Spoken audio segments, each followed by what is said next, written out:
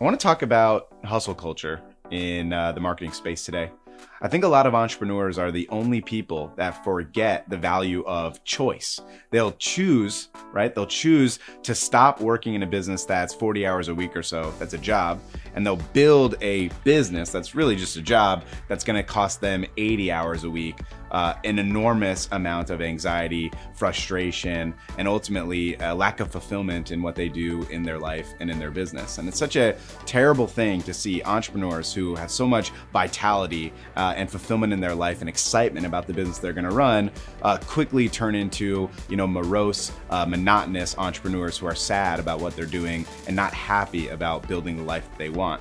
Hey there, Alex Schlinsky here for Prospecting on Demand. I am a digital marketer, subject matter expert on sales, coaching, and of course, the AntiHustle Model. I run and operate a company called Prospecting on Demand, a mentorship and mastermind community for agency owners, coaches, and consultants just like you, helping them build better businesses by building a business that better facilitates their life, going against the hustle culture and helping you build something that you're going to be satisfied with, fulfilled with, and happy with in the long run.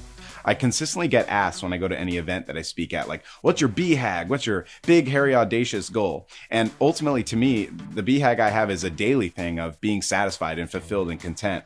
You got, Daddy Goggins and Uncle Cardone all the time talking about hustle, hustle, hustle. And I think what it ends up doing is it creates this environment for people that's really unhealthy. It creates an environment that you feel like you're never good enough. You're comparing yourself to other people because that's how social media is made. It's people posting about what they're doing in your life that's better than your life. And ultimately that creates this anxiety and lack of fulfillment because you're always at arm's reach of success. So we actually have this mindset in our company, in our culture, called the AntiHustle Model, which is focusing on specific goals and creating deliberate actions to achieve them, but not always having to do more. More and more and more, and the culture of more and the culture of hustle is this mindset behind the idea of running on a treadmill, right? When you run on a treadmill, you do a lot of running, but you don't get anywhere.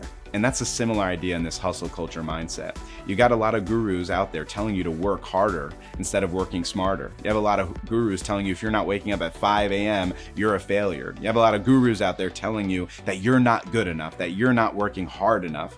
And I think that's a really dangerous mindset to have in the entrepreneurial mental health space. Not a lot of people want to talk about mental health, but it is a critically important thing in the industry today. It is a valid concern that I have for people to not think about, hey, I don't have to necessarily do more, I have to do what I want. Choice is ultimately the great gift of being an entrepreneur. Choose to do the things you want. Choose to be intentional about what you do with your time. Choose to be intentional about what you want to do with your money. You can achieve so much more when you have clarity on what you want instead of just more. You've probably heard this metaphor before. There is always a bigger fish. There's always another mountain to climb. There's always the next milestone to get to. But if you're running a race that has no finish line, how could you know how much stamina to have? Be comfortable and content with where you are. Allow yourself to have fulfillment and be okay with happiness. That's what we're all doing this for, to be happy. So I'll give you a quick action tip before we end here right now. Number one, write down what you really want from your life and your business. What do you want your business to facilitate your personal life to do? Because that is what you became an entrepreneur for. And then second, and this is absolutely key, make sure you have a very key plan and path to achieve that. Not just because it's more, but because you're deliberately and intentionally focusing on achieving that specific goal. And if you're unsure about how you are doing mindset-wise, I have a challenge for you. At the end of every day this week, write down the main emotion that you felt. Did you feel stressed or anxious or fulfilled or happy? Now, parlay that out over a year. Would you identify that more than 200 days every year you're saying I'm stressed, anxious, frustrated, not fulfilled, tired? You're probably doing the wrong things. You're probably allowing the hustle culture to get to you.